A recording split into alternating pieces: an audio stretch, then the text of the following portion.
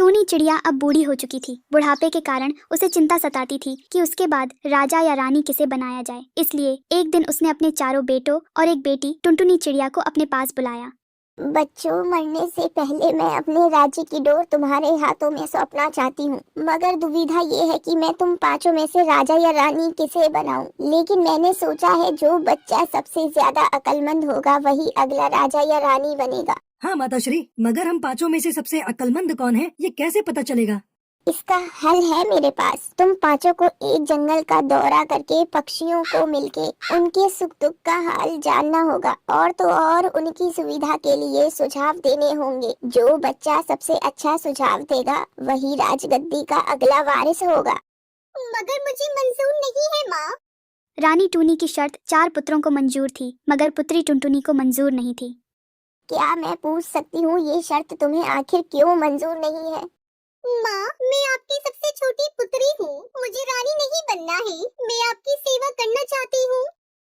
अपनी बेटी की बात सुनकर रानी खुश हो जाती है। फिर चारों पुत्रों को जंगल का दौरा करने की आज्ञा देती है। चारों बेटे अपने अपने हाथी पर सवार होकर जंगल से गुजर रहे होते हैं। तभी एक साधु चील को तपस्या करता हुआ देखकर सूरज चिढ़ा कहता है, ठहरो, देखो कोई साधु चील तपस्या कर रहे हैं, आओ उनका आशीर्वाद लेकर सफर को शुरू करें। फिर सूरज चिढ़ा तपस्वी को टूनी रानी की शर्त के बारे में बताते हैं। गुरुजी, हम चारों में से जो सबसे अक्लमंद होगा वही जंगल का अगला राजा होगा। इसलिए हमें आशीर्वाद दीजिए कि हम चारों टूनी माँ की दी हुई परीक्षा में सफल हो जाएं। ये संभव नहीं है। राजा बनने के लिए मैं तुम चारों को एक साथ आशीर्वाद कैसे दे सकता हूँ? मगर हाँ, एक उपाय है। राजा बनने का आशीर्वाद पाने के लिए तुम्हें सबसे पहले मेरे इम्तिहान में पास होना पड़ेगा। क्या तुम सब तैयार हो? हम तैयार हैं। तो सुनो, तुम चारों को अलग अलग दिशाओं में जाना होगा और सफर के दौरान जो कुछ भी देखोगे तुम्हें उसका मतलब मुझे समझाना होगा, और यदि तुम मुझे नहीं समझा पाए तो मैं तुम्हें पत्थर का बना दूंगा। और याद रहे, शाम होने से पहले तुम सबको यहाँ लौट के आना होगा। राजा बनने की लालच में चारों राजकुमार साधु बाबा को कठिन इम्तिहान देने के लिए भी तैयार हो जाते हैं और सभी राजकुमार अपने अपने हाथी पर बैठकर अलग अलग दिशाओं में निकल पड़ते हैं। तभी एक राजकुमार चेड़ा अचानक एक विचित्र जंगल में पहुंच जाता है, जहां पेड़ के ऊपर सब्जियां लगी होती हैं और सब्जियों की रक्षा कई जादुई डंडे कर रहे होते हैं। इसे देखकर राजकुमार चेड़ा हैरान हो जाता है।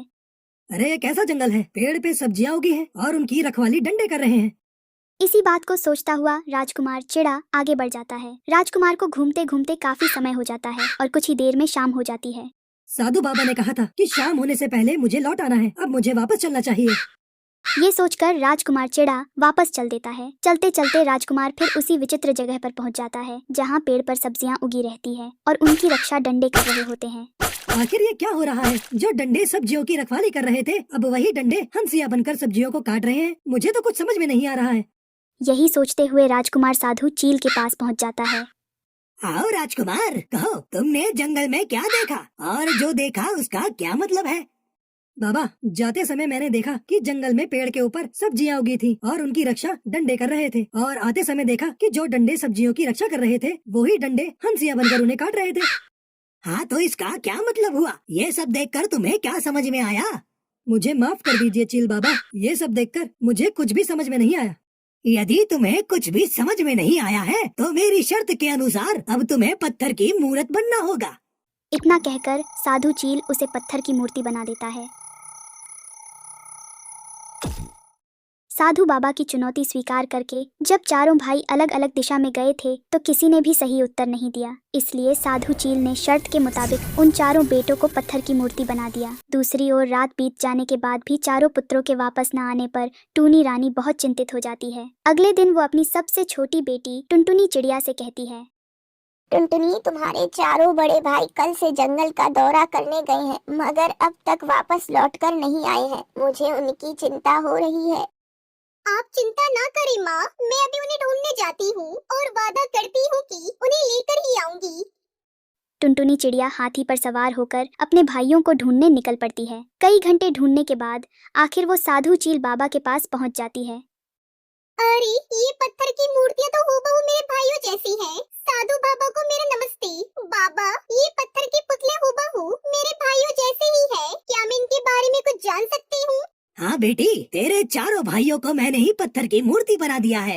फिर साधु चील टुनटुनी चिड़िया को सारी बात बताते हैं। साधु बाबा, कृपया करके मेरे चारों भाइयों को वापस ठीक कर दीजिए। बदले में आप जो चाहे मैं वो करने के लिए तैयार हूँ। ठीक है, तो जो जवाब तेरे भाई मुझे नहीं दे पाए, अगर वो सारे जवाब तू मुझे दे देगी तो मैं तेरे चारों भाइयों को फिर से ठीक कर दूंगा। परंतु अगर एक भी जवाब तू गलत देगी तो मैं तुझे भी पत्थर की मूर्ति बना दूंगा। बोल, तुझे मंजूर है? मुझे मंजूर है चील बाबा। ठीक है, तो तेरे पहले भाई ने देखा था कि जंगल में कई पेड़ों पर सब्जियां लगी हुई थी और उसकी रखवाली डंडे कर रहे थे, और फिर वही डंडे हंसिया बनकर उन सब्जियों को काट देते हैं। बताओ टुनटुनी, इसका मतलब क्या है? बाबा, जब हमारा धन हमने किसी और के पास सुरक्षा के लिए रखा होता है, तब हम अपना धन सलामत हाथों में ऐसा सोचते हैं।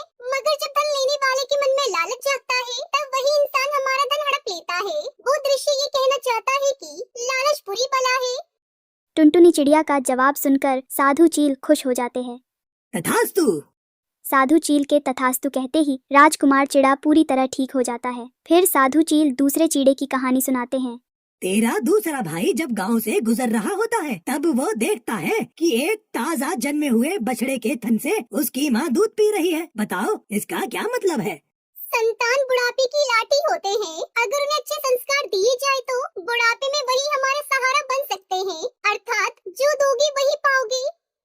टुनटुनी चिड़िया का जवाब सुनकर साधु चील खुश होकर कहते हैं। तथास्तु। फिर दूसरा चिड़ा भी पूरी तरह ठीक हो जाता है। फिर साधु चील टुनटुनी चिड़िया को तीसरे चिड़े की कथा सुनाते हैं। तेरे तीसरे भाई ने देखा कि एक पक्षी एक भरे हुए कुंड से 2 खाली कुंडों को भर देता है, फिर भी पहले से भरे हुए कुंड में से पानी का एक भी कतरा कम नहीं होता। बताओ, इसका क्या अर्थ है? बाबा, ये दृश्य हमें कहना चाहता है कि ज्ञान सागर जैसा होता है, वो बांटने से कभी कम नहीं होता। वाह टुनटुनी, वाह, मैं तुमसे बहुत खुश हूँ। चारों बच्चों में तुम अति ज्ञानी हो। तुम जैसी रानी यदि प्रजा पक्षियों को मिल जाए तो सबका कल्याण हो जाएगा। तथास्तु। इस तरह वो अपने चारों भाइयों को घर वापस ले आती है।